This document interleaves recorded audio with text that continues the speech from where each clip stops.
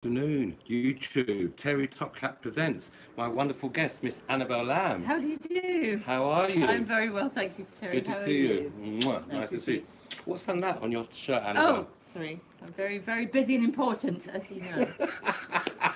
Very busy and important. Anyway. Anyway, so good afternoon, Annabel. So I want to say thank you very much also for letting me have this little informal chat with you. You're very welcome. And we've been friends for a long time. I think we have. It's very hard not to just kid around, but we're going to be terribly professional. We'll try and be, yes. Okay. So I first met you and Dave, I think Dave Dix. Dave Dix about 13 years ago.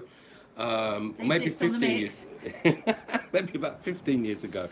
Because I was trying to manage a lady called Janice who sang with Cold Cut, yes, with a guy with Clive Alec, and then we were back in the days of the Kashmir Club. That's right, that was amazing. That was amazing. That's where I met Kiki D. Oh, wonderful. She and Carmelo came down to do a set, and I sang backing vocals for them, and then I just carried on. She said, "Oh, would you like to sing with me on tour?" And I went, "Yeah." And that was a fantastic experience. I saw you a few times as well. Just amazing. So coming back to you, when you were growing up, what music did your parents listen to? Were your parents musical at all? Well, my dad was. My mother not so much. Well, she loved music, but my dad was the musical one. He played the violin, and he used to sing to me every night when he put me to bed. My dad put me to bed a lot. He would put all of us to bed and read us stories and stuff. And my dad was amazing. I mean, he looked like Cary Grant and he sang like Frank Sinatra. And so he sang Frank Sinatra songs to me every night, like hence your love Deep for Frank. Purple and all those songs. And I thought he'd written them. I didn't know who Frank Sinatra was when I was a kid. So I grew up thinking my father was Frank Sinatra. But yeah, he's the one. And he's the one who sat me on the washing machine when I was about 4. Plonk, and said, "I'm going to play a piece of music. I want you to tell me what it makes you think of." And it was Debussy's La Mer. Wonderful. And so when it was over, I said, "It makes me think of the sea." And he said, "That's the power of music." And that was a key moment for me because it made me see that music can speak to you, draw a picture, make you see something. And when did you start thinking of? So when did you start learning an instrument? Was the piano your first instrument? Piano was first instrument when I was 5. 5. Terrible student, really, really bad.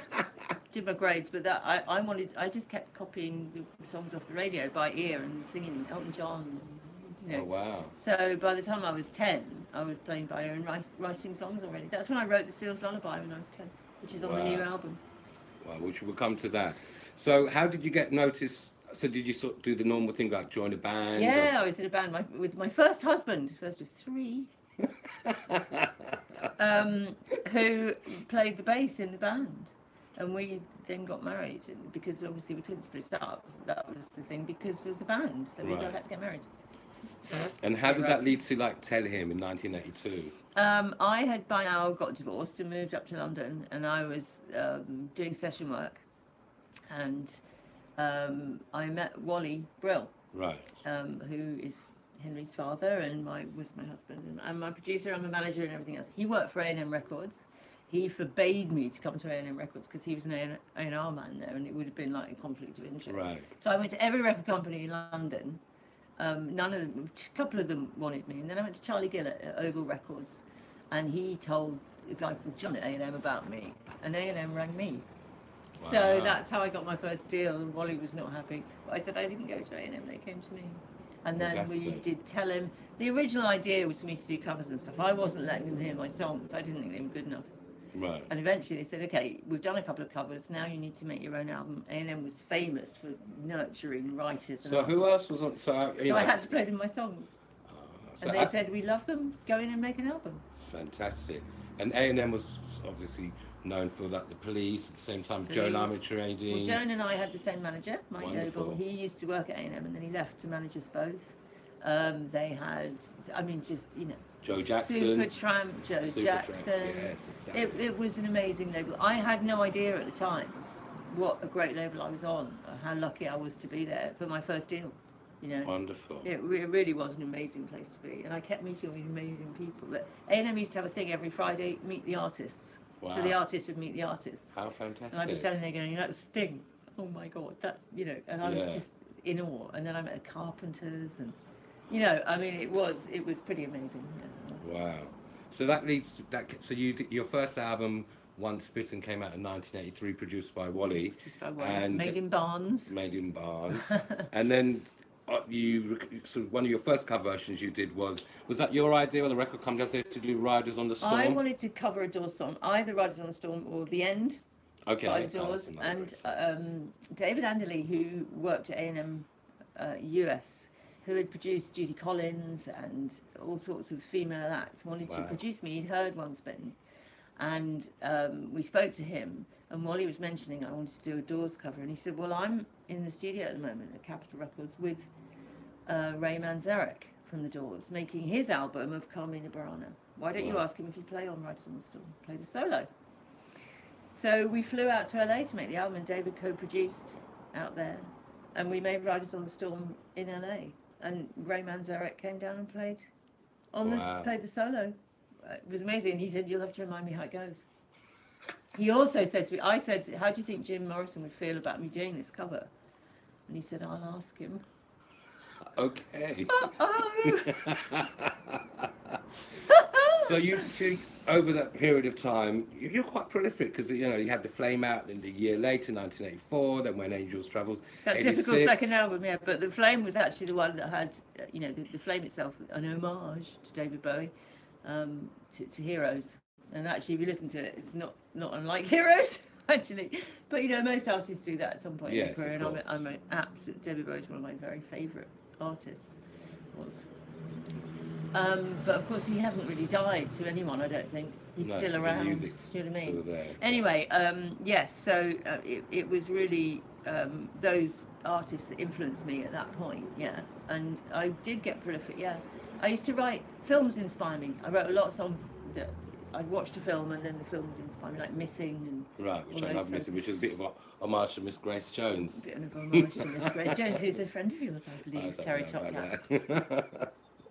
So, it's very hard for me not to tease you at this point, because we're so used to, we tease each other a lot. I won't say what we say because it's ever so rude, but anyway. So obviously you were writing a lot and touring a lot. So you toured a lot in Germany and Sweden, and they were popular markets for all yourself, over Europe. Europe was the market, I mean, I was signed to A&M US and I went out there, but it's a huge territory, and because it was all happening here, you can't work two territories at once, and Europe was the place. We toured and toured. The happy days. I loved it. And how was it on tour with guys? Because you were the only... It was fine. I mean, they fart a lot. And they can't lend you a Tampax, but you know what? They were fine. We were like a big family. They were like my brothers. Oh, they were so delightful, and I was very lucky that I had the same band for a really long time. Jeff Dugmore and Steve and Ricky Stevens, and they were my people, and Chris Jarrett on guitar. And I suppose because of that, Steve Greeton was my bass player right through, and I think because of that, we became a very close-knit unit, and we were very tight. They were great band. It was a lot of fun times. Great band, fun times. So the last album you released so far was like Flow in 1993. Yeah. So you have some unreleased material called Blessed by the Songs. Blessed by the Songs. You want to produced by Dave Dix. Produced by Dave Dix. It was the final album we made together before we broke up. And he went off on tour with Back for Lashes, and I went... Anyway, that was that. And it's a wonderful album. I've always loved it, but it's the only album I've never had released. So suddenly, it appears BBC Scotland have got a hold of it, and they absolutely love it. It's getting airplay. And I'm just thrilled to bits. And you came up with the title, like description of the... Was it country? I can't remember. You said to me that it's like your country. It's like Americana, you mean? Yes. Slightly Americana and slightly Celtic as well, right, which is why they love it at BBC Scotland, because they love all that stuff. And there's an agency up there called Celtic Connections, who I'm like, well, Michael's going to speak to. And we're going to see if we can get some gigs organised. That's the next question. So that's... When was the last time you performed? Oh my God, well, with Kiki. Yes, so wonderful Miss Kiki D. Wonderful Miss Kiki D. Who was obviously, on Rocket Publishing and Meltdown Records. And I mean, the thing about Kiki is that she is, I think, our most unsung female British voice. She's amazing. I mean, she opens her mouth and God comes out. She's amazing. And singing on stage with her is like playing a very good piano for me. It makes me raise my game. So when I sing with Kiki, I sing better. Right. And I never felt like a backing vocalist. I felt like part of the band. Family, And I still would love to do some more with them, but we don't always tour at the same time, and I'm sometimes working, she's not, and Sure. so you know.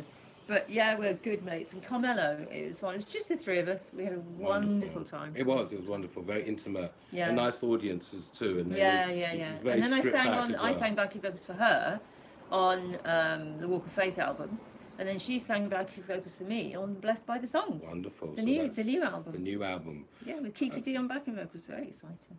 So, where can everyone find you on social media? Just on Facebook? Yeah, on Facebook, on YouTube. There's loads of stuff of my past. Oh, videos, yes. On YouTube, and then there's the website run by Matt. That's You right. just Google my name, I guess. You can Annabel Lamb, and you'll find it. And now the BBC's got the BBC Radio website, because anyone that gets played on BBC Radio. YouTube.